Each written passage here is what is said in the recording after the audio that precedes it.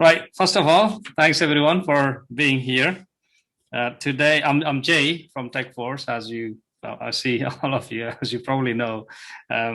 Today, we are going to talk about what is cybersecurity and how you can protect your small business, right? So I can see all of us here are small business owners. So let's, hey, Graham, how are you? So the agenda is I'm going to talk for 15 to 20 minutes, hopefully share some stories and how the cyber incidents attacks happen, and then how we small business owners can take precautions and prevent the attacks, and even if something happened, how we can recover, and going forward how we can protect ourselves, right? So I'll tell you a small story, right? This is a company local to us in Aberdeen, and I have known this company really, really well, right? So what happened with this company is CFO, Chief Finance Officer, went on a holiday. This incident happened a couple of years ago. Went on holiday, and when he was on holiday, he received an email from CEO of the company saying, hey, let's call him John. Hey, John, I need to do a transaction. Can you please transfer the money urgently? And CFO thinks, wow, okay, I'm getting the email from CEO. So yes. So send me the bank details. We'll transfer the money. And CEO sends the bank details, and CEO transferred the money north of £50,000. And that transaction is closed. 2 days later, they're catching up over the phone regarding something else. And CFO asked the CEO, hey, did you receive the money? Everything okay? You cleared the transaction? And the CEO says, what money are you talking about? Yeah, you asked me a money a couple of days ago, £50,000. I transferred you. No, I didn't. So what happened here? Somebody spoofed CEO's email and sent the email to John, CFO, pretending to be the CEO, and money got transferred. The bad actor now has the money. It's gone, right? It couldn't be recovered. And this is the case, happens with many small businesses, right? This is called a business email compromise, CEO fraud, and sometimes it is called mandate fraud as well. I'll tell you why it's called mandate fraud in a few minutes. But that's one incident, and one of the biggest contributor for financial loss due to cybercrime in the UK or across the world as well. And then on the other spectrum, you have Maersk. Maersk incident happened about 4 years ago.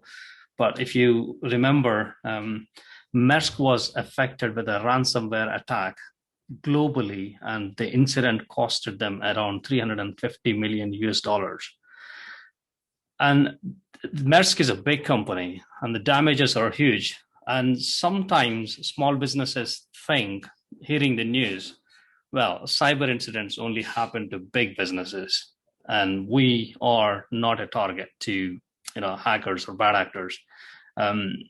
We have nothing of the interest. Nobody is interested in the data. But I'll tell you why small businesses should be afraid of, or how the cyber attacks happen on small businesses. But before that, what is cybersecurity? In both the cases I have explained here, whether that CEO fraud with the CFO and the company small business there, or the Maersk here, their cybersecurity controls have failed, right? So cybersecurity is about protecting your digital assets against the damage, theft, destruction of your assets. Your assets, mainly your digital assets, whether they're computers, your mobile devices, your data, information, whatever you have that belongs to your company, protecting them. It's a mechanism of protecting those digital assets, right? In the first case I explained there with the CEO fraud, the technical controls as well as admin controls in the company have failed. And the second case with the Maersk, this is an incident that occurred through the supply chain. right? And this was very sophisticated and targeted as well. So you have various different threat actors out there, right? So somebody who's very low skilled, spraying and praying, sending phishing emails, and somebody on the other spectrum, very highly skilled with the resources available, probably nation state sponsored as well. For the thinking of the small businesses, we are not a target. Yes, you're partly correct, right? Small businesses are not particularly a target in most of the times, but we are in the firing line, right? Somebody's praying and praying for, take a bite, right? So, for example, a script kiddie or a low-level attacker is sending 1 million phishing emails every single day, hoping somebody would fall for it. If your details are already out there, or if you're one of the recipients, if you or your users, your colleagues are one of the recipients of these phishing emails, you are the target now. They are not particularly aiming at you, but you're part of the pool, right? So if we think our data is not valuable to anybody, yes, you're right. It's not valuable to anyone, but the way the attacks happen is the bad actors are making our data not available to us. We have seen a recent incident, very recent, maybe a couple of months ago. Scottish Environmental Protection Agency was breached, right? So when the incident happened, it was a ransomware attack. But nowadays, the ransomware attack, how they are happening is the hackers, the bad actors in this case, are getting into the network, right? Getting access to the files, exfiltrating the data, and then attacking us with the ransomware. In olden days, we just used to, bad actors used to get in, lock us out of our files. You pay certain amount of Bitcoin to get the files. And that's what used to happen. Some people paid, some people didn't, some people restored from the backups. But nowadays, what they're doing is they're actually stealing the data before they hold you for ransom. And in the SEPA case, they didn't realize it until the exfiltrated data was published online somewhere. I think it took them a few days to a couple of weeks. In this case, they have denied to pay the ransom, which is good. If you are paying the ransom, you are encouraging the crime, just to put it out there. And then they restored some of the data from the backups, I believe. So that's what we know so far. But that was a sophisticated attack against the company, or it could be just part of the pool, just somebody clicking on a link. How do actually the bad actors get to us in the first place, or get into our network in the first place, right? There is a stat saying more than 95% of the successful incidents starts with an email, right? So the bad actors sending a phishing email or sending an attachment, asking people to click on the link or open the attachment and enable macros. And as soon as you do that, it downloads a payload, and next thing you know, or you don't know, is somebody's in your network, until you realize your data was already breached, already published out there, and so on and so forth, right? So that's the ransomware incident. And then you have mandate fraud. Mandate fraud is very closely related to what I explained in the first story, where CEO, CFO, how the transaction happened. So mandate fraud is similar. So let's imagine one of your suppliers gets compromised and sends you an invoice from their account with a different bank details to what you usually pay, and they send it to every single contact on the list, or they will monitor the entire mailboxes and for the activity and when the invoices are going out, and they will probably send the invoice at the right time, saying, hey, we just changed our bank details, or we are having technical difficulties with our bank, so can you transfer the money to new bank? Unfortunately, in most cases, they are successful, and people lose money. Companies lose money, right? That's called mandate fraud. And I have explained already how the sophisticated attack happens. And one of the recent example of a sophisticated attack, how the supply chain could be a risk as well, is SolarWinds attack. SolarWinds was breached as recent as 2-3 months ago, and as a result, 18,000 of their customers were breached as well.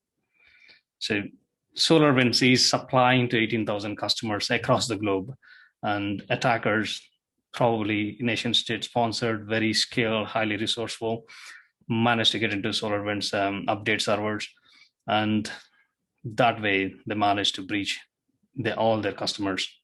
So now, if you think about it, what risk is your suppliers bringing, and how are you vetting your suppliers?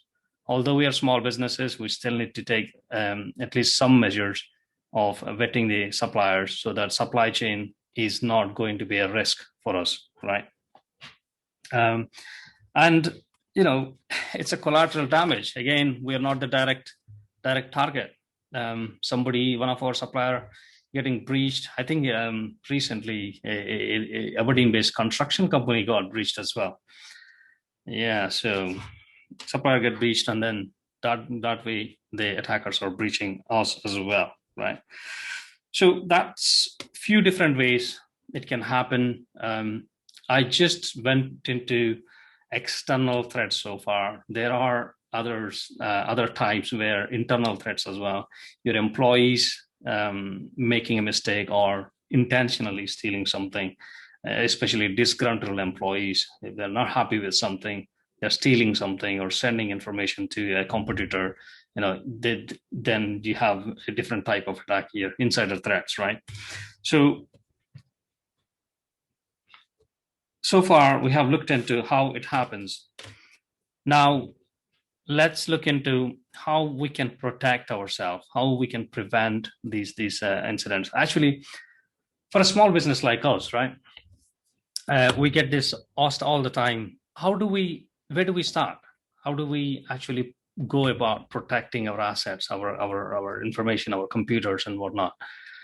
Right. So I would say the first step to protecting your assets, or first step in cybersecurity, is identify your assets.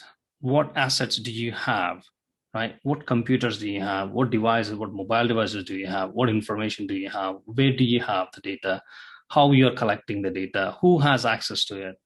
And then go about assess the risk, right? So what risk? Who threatens the organization? What could happen if this data is breached? What data is so important to you, you could not live without? If it is not available to you, your business can't operate. You will have to probably close the shop. So prioritize your assets and then put the controls in place. How do you actually put the controls in place? Once you go through identifying assets and assessing the risk, then third step is to put in the controls. Select a framework, right? A framework that suits your business. Any framework. There are a number of frameworks out there available. For example, NCSC, National Cybersecurity Center, 10 Steps to Cybersecurity, or Cyber Essentials framework, or CIS controls. Anything you're comfortable with that suits your business, and you pick the framework and implement the controls that are mentioned in the framework, right? So again, we will have to remember one thing. We cannot reduce our risk to a zero level, right? It can't happen. If there is a zero risk, then we don't have a business. So what's your risk tolerance? What risk can you accept? What risk can you not accept? As I mentioned before, if you have most important data, critical data, your crown jewels, then you would want to put high security controls around it. But if you have some marketing material which is already available in the public domain, or you're not really concerned about it if somebody gets hands on it, then it's a risk you can accept, right? and sometimes it's not even a risk to the business. So what we're trying to do is we're trying to reduce the risk to an acceptable level. Right? That's what we need to do. So we pick the framework, apply the controls to reduce the risk to an acceptable level. So I'll go into the Cyber Essentials framework, or if you want to know about other frameworks, I can briefly touch upon as well. And once you apply the framework, then monitor the progress, right? You being a business owner, or you part of senior management in a small business, either you are responsible, or you have a IT company, or a support company looking after this, or you have a person, office manager, or IT person, IT manager, who is responsible. It has to be their job to monitor the progress continually and make the improvements, right? So how does the frameworks work and help our organizations, your organizations, right? I'm sure both of you are Cyber Essentials certified. You've been through this journey. So Cyber Essentials, a little bit of a background. It was introduced by UK government, maintained by NCSC. UK government has analyzed the cyber attacks incidents happening over a number of years on businesses, and then they have identified the attacks could have been prevented by implementing these baseline security controls. More than 85% of the attacks could have been mitigated, right? So that's a lot. You could save so many businesses. There is a start. Almost 65% of the businesses go under within 6 months after the cyber attack, right? So it's crazy. So they come up with this baseline security controls framework, which businesses can achieve a certification against. Then that is called Cyber Essentials certification. It basically has 5 different controls, essential controls to every single business, regardless of a small business or an enterprise. Non-enterprises, they may have more frameworks or even more enhanced framework they may follow, but this is the fundamental to every single business network out there, right? So first things, firewalls. Okay, firewalls. You may have some firewalls in your organization. If you're in a serviced offices, they are being maintained by the building owners or building maintenance people. But you may want to have your own firewall as well. But what's to do with the firewalls? This firewall is basically, this is the wall between us and the external wild west. What we need to do is we need to make this wall, the firewall, as strong as we can, right? So we need to close all the loopholes we have. Loopholes in the sense, first things first, when the firewall is shipped, it is shipped with a default username and password, right? Just like you see your home BT broadband router, you will have a username and password at the back. Firewalls are similar. They may not have a username and password written on them, but everybody knows what usernames and passwords are, default ones. When they are shipped, when you're configuring them, you or your support team, make sure the default usernames and passwords are changed, not just on the firewalls, any device on the company network. Don't use the default usernames and passwords, right? And especially with the firewalls, we may want to do something with the firewalls. We open a port to access a service, and then once we're done with the work, more often than not, we forget to close that port, right? So, and that is an open door for the bad actor to get in. Again, we need to look into that. And Cyber Essentials list what sort of questions you should be asking, what sort of controls you would be looking at in terms of firewalls. And then coming to the passwords, passwords is probably the biggest discussed topic in cybersecurity. And simply because it's the biggest risk, it's, again, a low-hanging fruit, easy to fix, a quick win. You have a business, you have employees, if you can get them to acknowledge the importance of stronger passwords, and having two-factor authentication, then you're already achieving your security maturity is already going from you're miles ahead, right? So we used to say in olden days, change your password often, every 3 months when I was an IT manager, but we don't do that now because when you ask people to change the passwords, it usually goes from password 1 to password 2, password 3. So if you every 3 months, so if you take a last number of the password of a person and divide by 4, you know how many years that person has been with the company, right? So that's not something you want to do. Encourage using passphrases, or better yet, encourage using password managers. Nowadays everything we use is a cloud-based Office 365, your CRM system, your ERP and whatnot, Zeros and QuickBooks and Salesforces and Office 365. Everything is browser-based. So it's so much easier having a password manager. It remembers it generates the password for you, unique password to every single service or website, and then it will remember it for you. And you have the mobile apps for that as well. Makes our life so much easier. And then second control, it has secure configuration. Make sure all your applications are properly licensed. And if you don't need applications, just remove them from your environment.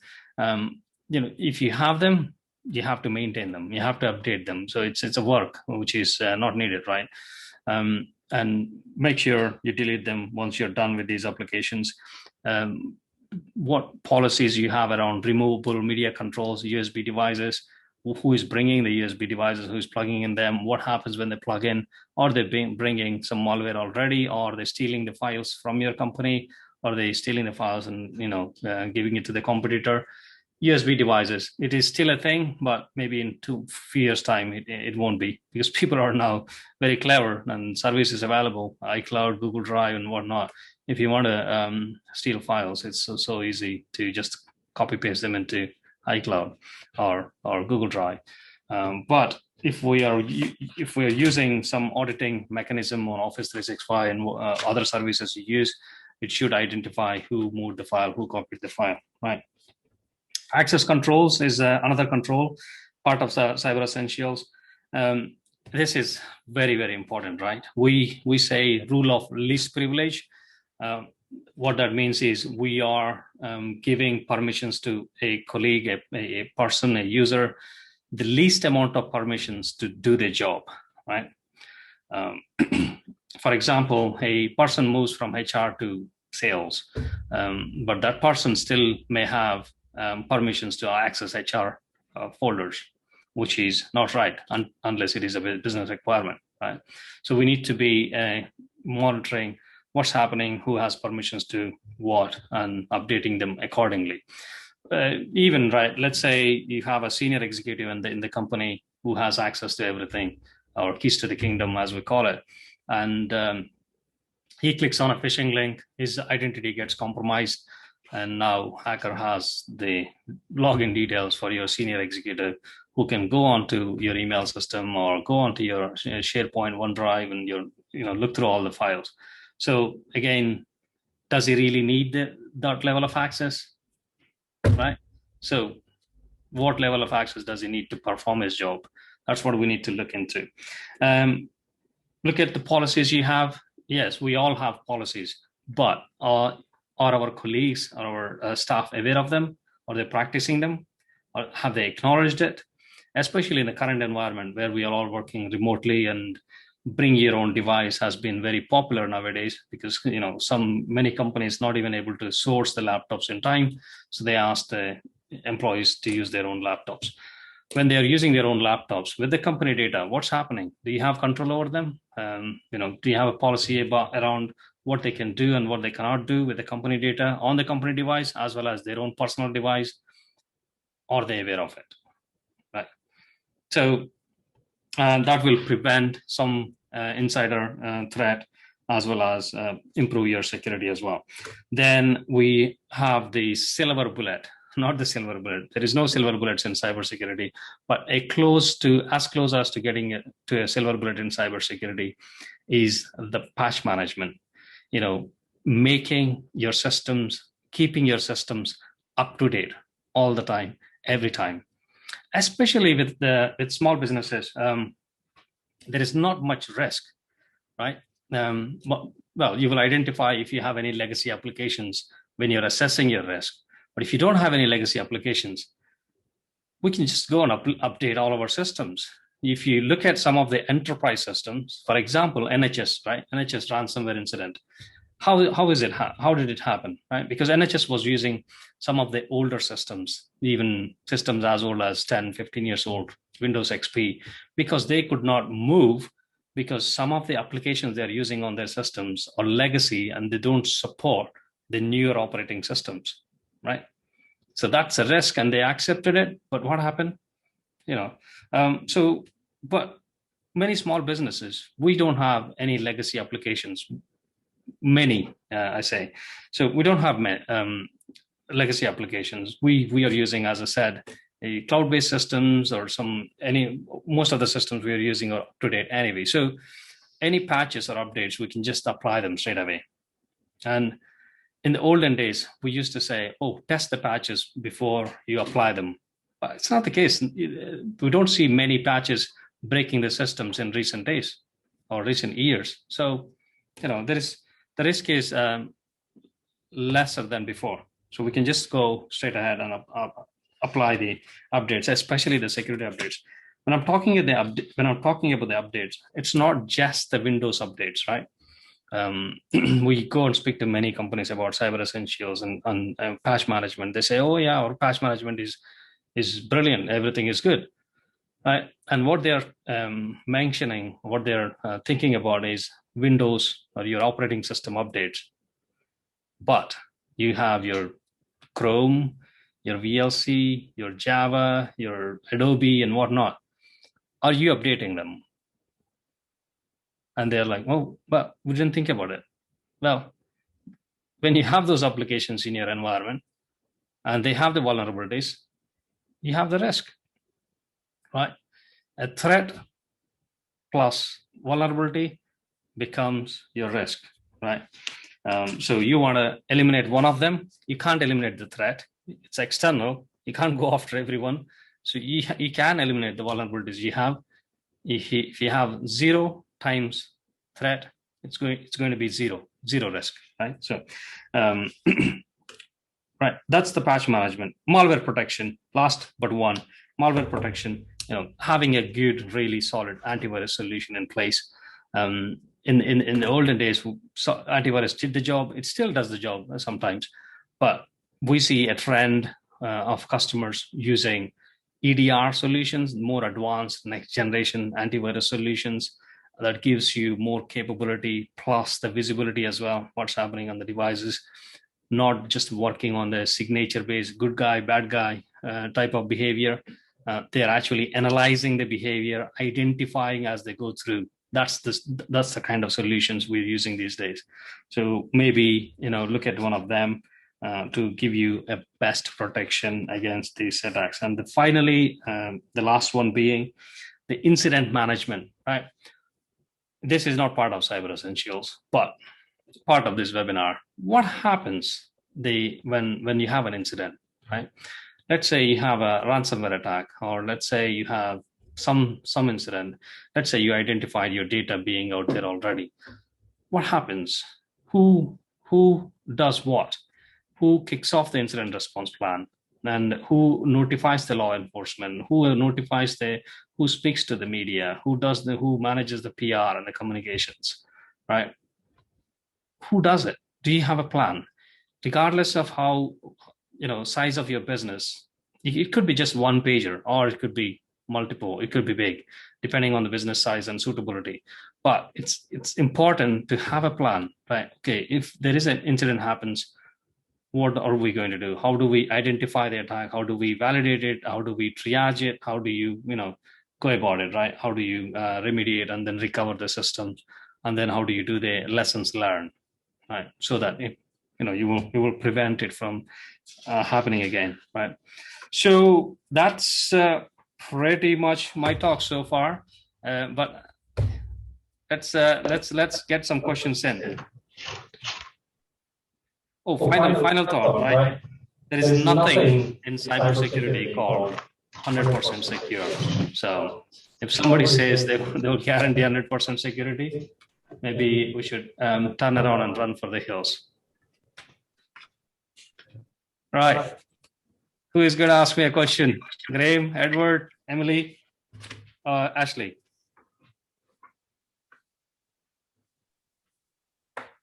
Let me ask you one question, Jay. Yeah, go on. Are you seeing large companies be more stringent when it comes to their supply chain? If you're a small company trying to do work for a large organization, you need to go through more hoops. What are the risks associated for a small company working with a large organization in terms of the risk? So we are actually seeing more and more large companies having more stringent, strict controls imposed, especially on security controls imposed on their supply chain, whether it is a small business or another large business, doesn't matter, right? They're asking us to show some sort of accreditation or certification or assessment on. In the last couple of months alone, we were approached by at least few businesses saying, "Oh, our business, one of our customer asked us to go through a penetration testing, or one of our customer asked us to go through cyber essentials." So we are seeing more and more. And the second part of the question: if you are a business that is supplying to large enterprises, I would get your house in order and then get some sort of paper to show that, right? Achieve an accreditation, either cyber essentials or get penetration testing done. It's relevant to your business. If you have an application or something like that, then get penetration testing done and show that proof, hold that proof for your customer, right? So create that confidence. And good thing is, you will get the competitive advantage as well. Your competitors may not be doing this, but you are.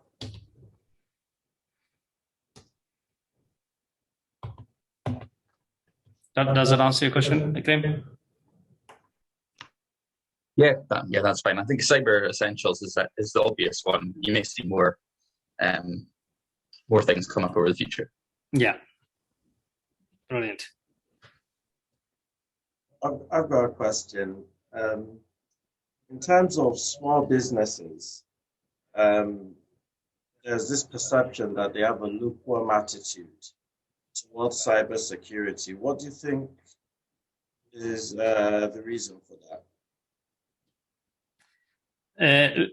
So can you elaborate a bit more? Lukewarm attitude? Yeah, in terms of some people don't consider it a necessity in the overall scheme of things. So is it just because there's lack of awareness, or is it just because they're not really concerned? Mainly, both, right? Lack of awareness, right? And lack of understanding of how these attacks happen.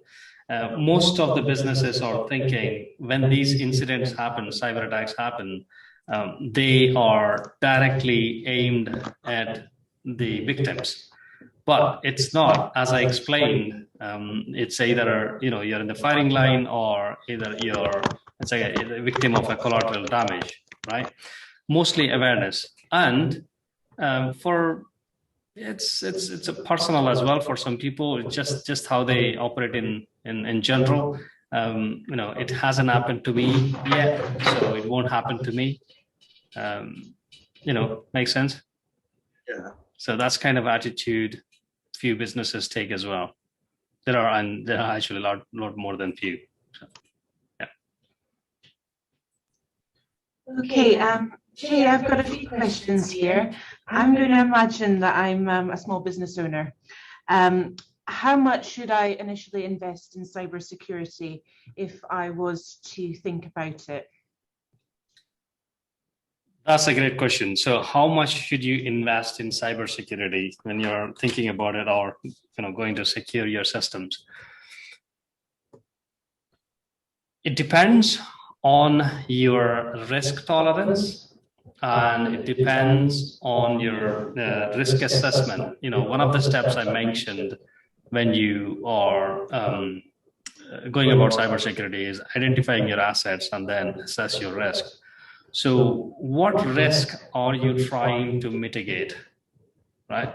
Say, for example, one of the risk is availability of your web application. So your customers are using your web application, and they are paying you for this web applications, but you have just one server which your web application is running on.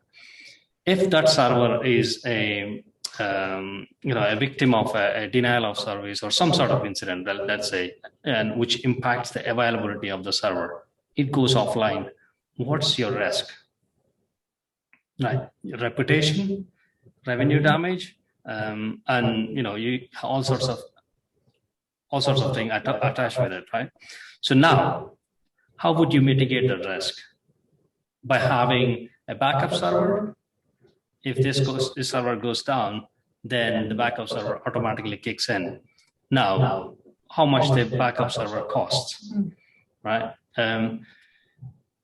When the server goes down, how much would you lose? And how many times it can happen during the year? And what's the total cost? So let's say your total cost is £10,000, but to buy a secondary server, put it in place, you may have to spend £5,000. So your spend is lesser than what you would lose on an incident. So that's how you would calculate how much you need to spend. And it totally depends on what level of risk you have with each of the systems you have. And do you personally feel that with the business owners you talk to, that they're still not investing enough in that form? Yes, there are a lot more businesses than we think not investing enough. But again, as I said, it may be they are aware of the risk and they want to take the risk. And some people not aware of the risk, not investing at all. Okay. Makes sense? So we speak to some business owners. We explain them what risk they have. We'll go through the systems, and they say, "Oh, it's fine. If something happens, we'll take care of it." So that's pretty much they're accepting the risk and moving on. And that's what we hear from some of the IT managers, IT people we speak to as well. Whatever the solution we propose, they take it to the board, and the board says, "Nah, we'll accept this risk." So it's yes and no. Some businesses not aware of it and hence not investing much. Some aware, accepting it. You must have some stories to tell. Anyway.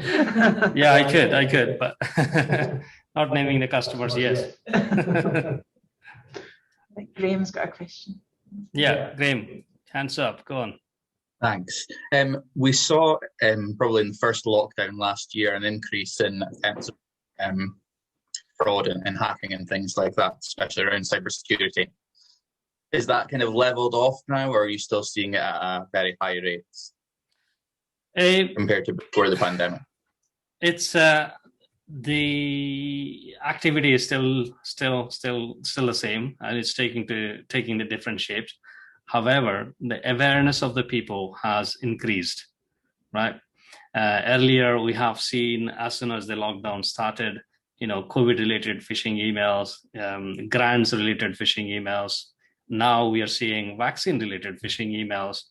And we received a text message. My wife sent me a screenshot. What is this? Do you want me to click? Other day.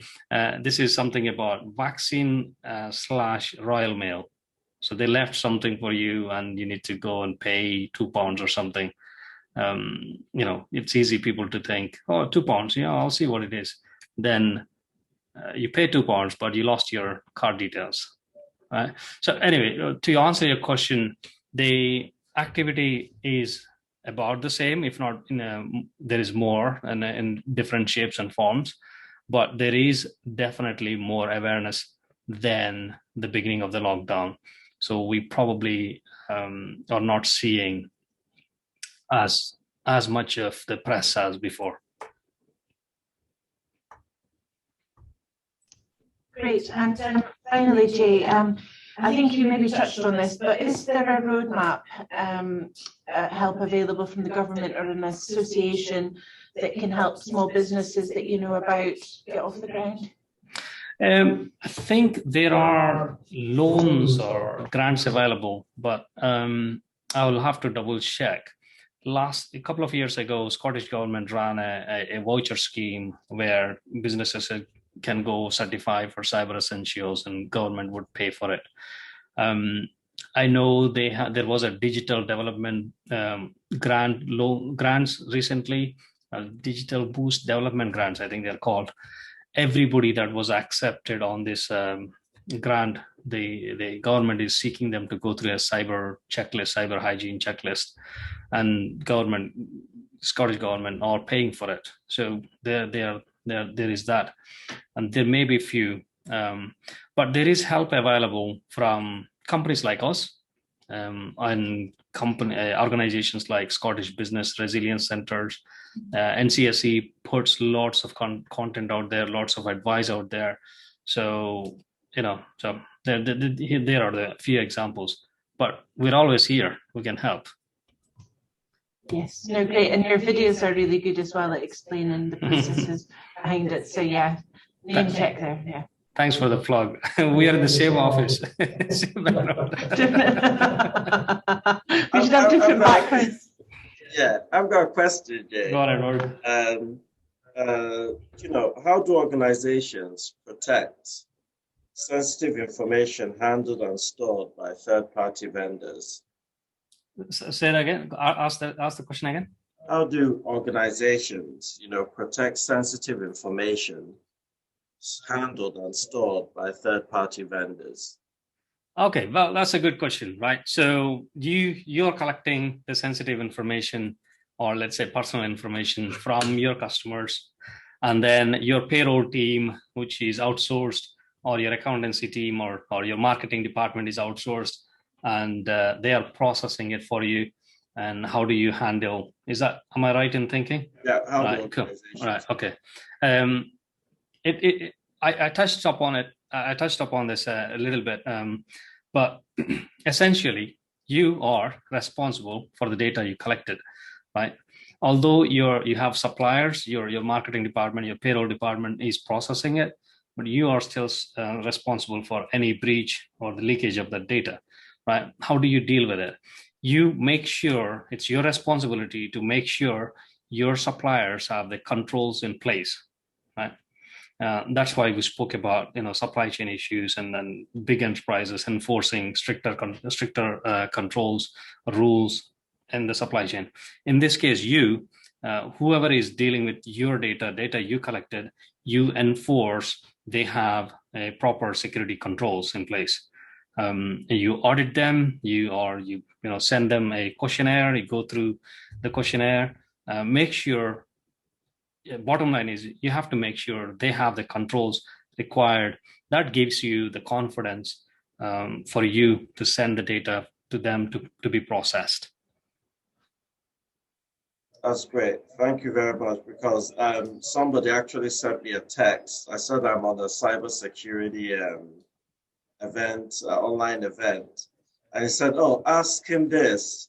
So I think, a lot of businesses need to be aware of where the blurred line responsibility is. Yeah. And a separate topic on that will create a lot of light bulb moments for businesses out there. Absolutely. And one of the comments I can make a final advice would be, look at low-hanging fruit. If you are not sure about where your security is, go through your assets, assess your risk. But for quick wins, right? Changing the passwords, either passphrases or adopting a password manager, or putting your staff through security awareness training so they are aware of what's happening. Training has to be consistent and regular.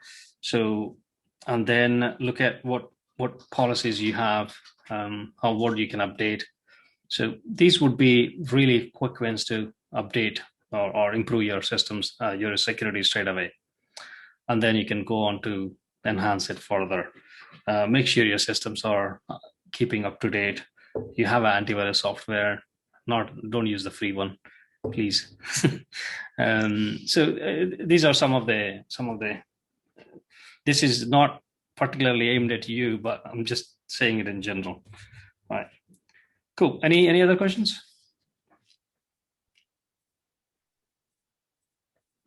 Not for me. That's good. I like it when the people don't ask questions. They're thinking, processing. Right. Cool. Well, what I'll do is, are you happy for me to post this recording on our YouTube channel? Yeah, 100%. Yeah. Cool. No worries. So what we will do is we'll put this on the YouTube channel and yeah, take it from there. Thank you very much for your time.